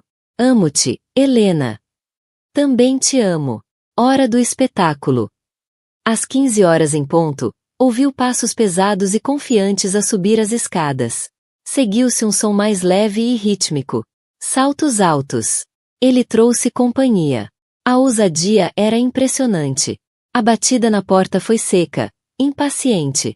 Helena levantou-se, alisou a t-shirt e caminhou até a porta. Rodou o puxador, o coração calmo, a mente clara. Era hora de deixar o fantasma do passado entrar pela última vez. A porta abriu-se, revelando Nathan Olova em todo o esplendor do seu fato feito à medida. Agarrada ao braço dele estava uma jovem deslumbrante, com cabelo loiro impossivelmente longo e uma mala Chanel. Tiffany, a modelo do Instagram, em carne e osso. Ela examinou Helena de cima a baixo, depois olhou à volta do pequeno apartamento, os lábios perfeitamente brilhantes a curvarem-se num esgar mal disfarçado. Nathan, disse Helena, a voz firme, sem revelar nada. Helena, começou Nathan, num tom magnânimo, como se fosse um rei a visitar a cabana de um camponês. Esta é a Tiffany. Achei melhor trazer uma testemunha. E este, gesticulou para um homem uniformizado que estava nervosamente um passo atrás, é o estafeta com os papéis do acordo. Helena recuou, permitindo-lhes entrar no espaço dela. A sala encolheu subitamente, apinhada pelo ego de Nathan e o perfume caro de Tiffany. Nathan pousou a pasta sobre a pequena mesa de café com um estrondo decisivo. Vamos a isto rapidamente. Tenho reserva no Percy. Olhou para Tiffany com um sorriso convencido. A Tiffany nunca foi. É quase impossível conseguir mesa. Uau, acrescentou Tiffany, com a voz aguda. O meu sobrinho pinta coisas assim no infantário. Tão querido. Helena ignorou-a. O foco dela estava inteiramente em Nathan. É simples, Nathan, disse ele, puxando um documento grosso. Direto ao ponto. Tu assinas aqui, reconhecendo que não tens mais quaisquer direitos. Eu assino aqui, assumindo toda a dívida fiscal do Northwood. O estafeta autêntica. E fica resolvido. Estou a ser incrivelmente generoso. Helena. Os meus advogados acham que enlouqueci. Empurrou o documento pela mesa na direção dela. Não, retorquiu ela. Estavas a ser cruel. E tu, disse ele, com a voz a endurecer, estavas a ser cega. Sempre foste cego, Nathan. Vês etiquetas de preço, mas não tens noção de valor. Tiffany olhou nervosamente entre eles. Nathan. Talvez devêssemos ir. Helena manteve o olhar cravado em Nathan. Ela deve ouvir isto. Nathan suspirou, exasperado. Qual é o objetivo disto, Helena? Vais fazer uma birra e recusar assinar? A quem achas que isso magoa? Só a ti. Não tens nada. Nenhum bem. Nenhum rendimento relevante. Qualquer tribunal do país ficará do meu lado. Agora assina. Este era o momento. O auge da arrogância dele. A declaração final e condenatória. Helena sorriu. Um sorriso lento, brilhante, que não chegou aos olhos. Sob aquele sorriso estava uma tempestade silenciosa. Uma vida inteira de batalhas destiladas numa única recusa inabalável. Cada palavra dele era um espelho da sua própria desesperança. E ela era o olho calmo da tempestade. Inabalável, resoluta. Engraçado mencionares tribunais, Nathan. Ela pegou no telemóvel e pousou-o sobre a mesa. Tocou no ecrã. Uma voz profunda e clara encheu o pequeno apartamento. Era a voz de Julian, em alta voz. Ela tinha acabado de atender. Olá, querida, dizia a voz. Queria só dizer que estou cá embaixo. Ah, e a Ana acabou de ligar. O teste de iluminação para tua instalação no átrio correu lindamente. Está magnífico. E o pagamento final da fundação, aquele de 7 dígitos, deve cair na tua conta amanhã. Nathan congelou. O rosto empalideceu. Olhava para o telefone como se fosse uma serpente. A mandíbula de Tiffany caiu. Quem? Quem é ele? Balbuciou Nathan. O sorriso de Helena alargou-se. Ah, e sobre advogados, Nathan, disse ela. A minha chama-se Susan Lee, do escritório Ftel Lipton. Talvez já tenhas ouvido falar deles. ChatGPT Said. Eles estão um nível acima dos teus, disse Helena calmamente. Apresentamos uma contramoção esta tarde. Inclui o meu rendimento da encomenda da Hillan Foundation nos últimos 6 meses. Também inclui uma moção para te processar por abuso financeiro e fraude. Imagino que o e-mail do teu advogado esteja a apitar neste momento. Nathan parecia completamente atordoado. Hillan. Julian Hillan. Do que é que estás a falar? Nesse instante, ouviram uma batida na porta aberta. Julian Hillan entrou. Não vinha vestido para o Percy, mas o seu blazer impecavelmente talhado e a expressão de fúria gelada nos olhos diziam tudo. Os olhos do estafeta arregalaram-se. Tiffany soltou um pequeno suspiro, reconhecendo instantaneamente o famoso bilionário. Nathan ficou a olhar, o cérebro visivelmente a dar curtos-circuitos enquanto ligava os pontos. A voz no telefone. O homem na porta. A Hillan Foundation. A Meridian Tower. O maior contrato perdido da sua firma. Tu. Murmurou ele, olhando para Lina com horror a desabrochar no rosto. Julian caminhou com calma até o centro da sala e ficou ao lado de Helena, colocando uma mão protetora sobre o ombro dela. Olhou para Nathan, que ainda estava sentado, de repente, pequeno e insignificante. Nathan, disse Julian, a voz perigosamente calma. Vieste ao estúdio da minha noiva para intimidar. Zombaste do trabalho da vida dela. Esse mesmo trabalho que agora enfeita o átrio da minha sede mundial. Tentaste colocá-la sob uma dívida fraudulenta. A minha equipa jurídica, a melhor do mundo, vai destruir-te por isso. Não apenas pela fraude, mas também pelo assédio. Julia então lançou um olhar para os papéis do acordo sobre a mesa. Pegou nele sem sequer os ler e rasgou o documento grosso ao meio num só gesto limpo. Deixou cair os pedaços no chão, aos pés de Nathan. Esta negociação terminou, declarou Julian com firmeza. Nathan ficou sem palavras. Abriu e fechou a boca como um peixe fora de água, mas nenhum som saiu.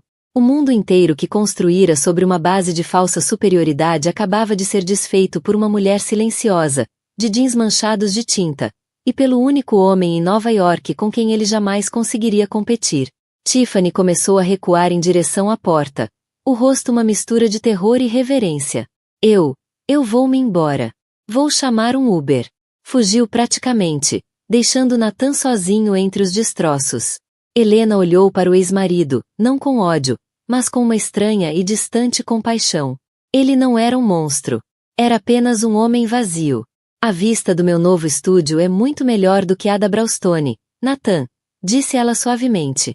Ficas tão pequeno, visto lá de cima. Depois virou-se, pegou na mão de Julian, e saiu do estúdio da Foster Avenue pela última vez, sem olhar para trás. Deixou Nathan sentado ali, rodeado pelos papéis rasgados da sua oferta generosa. O fantasma do próprio sucesso dele assombrava agora a pequena sala que ele tão profundamente subestimara. O desfecho não foi rápido, mas foi total. O mundo de Nathan Holloway não só se estilhaçou, atomizou-se. O processo judicial que Helena moveu foi uma obra-prima de devastação legal. Susan Lee e os juristas internos de Julian trabalharam lado a lado, desenterrando cada negócio obscuro, cada empresa fantasma, cada vez que Nathan usará o nome de Helena em crédito sem o consentimento total dela. A fraude fiscal do Northwood era apenas a ponta do iceberg. Confrontados com provas esmagadoras e a perspectiva de um julgamento público contra um bilionário adorado e a sua noiva artista, os advogados de Nathan aconselharam-no a fazer um acordo.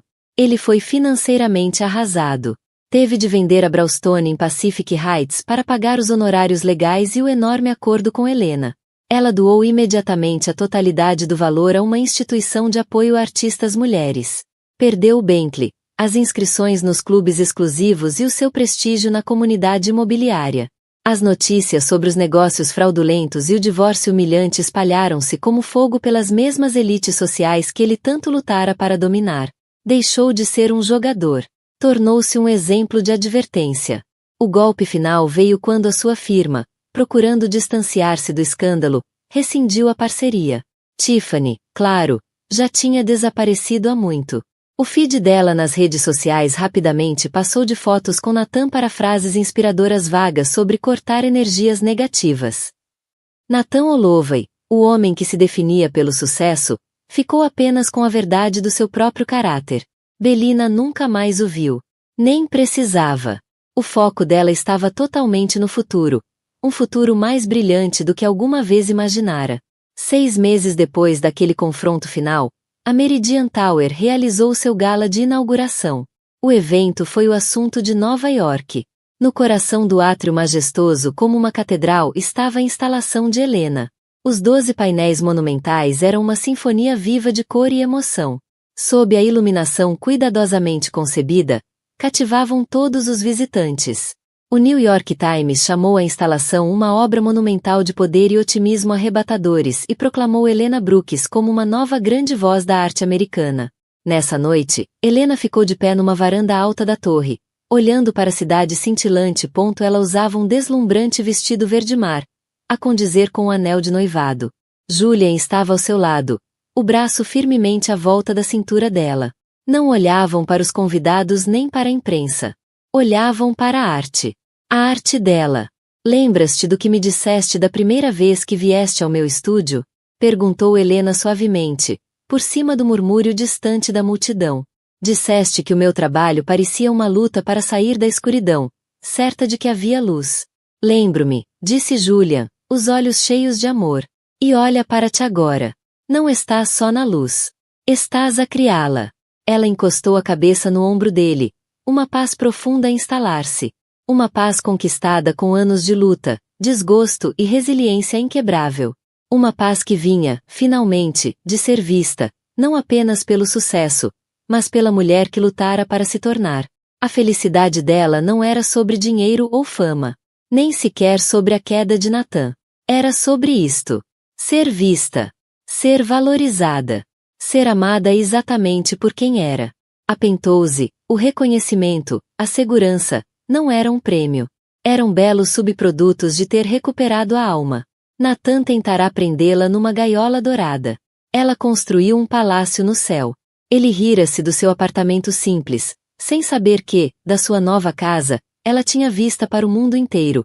Um mundo que agora estava pronta para pintar com todas as cores imagináveis. Já não era Helena Holloway, o adereço. Nem Helena Brooks, artista em dificuldades.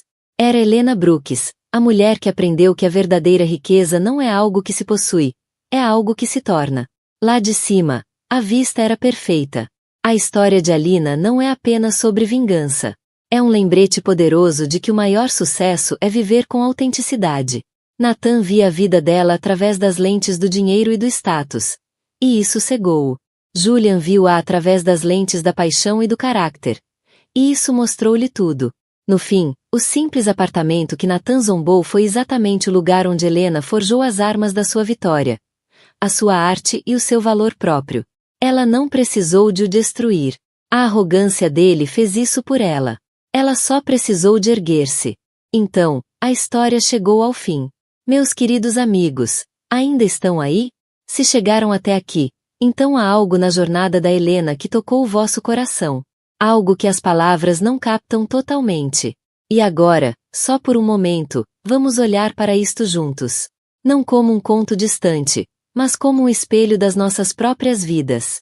É um lembrete poderoso de que, não importa o quanto o mundo tente definir-nos pelo que perdemos ou pelo que parecemos ter, a verdadeira força vem de dentro. Como dizia Heráclito, a alma é tingida da cor dos seus pensamentos. O que acreditamos sobre nós mesmos molda a nossa realidade. A história da Helena ensina-nos que, mesmo quando o mundo tenta prender-nos em ouro ou desprezar os nossos sonhos como tolices, a nossa verdadeira riqueza está na nossa coragem, na nossa resiliência e na autenticidade com que vivemos. Ela não precisou de derrubar quem duvidou dela. A sua ascensão foi a sua rebelião. Uma prova de que, por vezes, a vitória mais sonora é a que acontece em silêncio, dentro de nós. Se esta história te comoveu, inspirou ou te lembrou de continuar a lutar pela tua verdade, deixa um gosto, partilha com alguém que precisa de ouvir isto e subscreve o nosso canal. Lemos todos os comentários, porque o teu pensamento importa. Vamos crescer e curar juntos. Porque viver com autenticidade é o maior sucesso que alguma vez poderemos alcançar.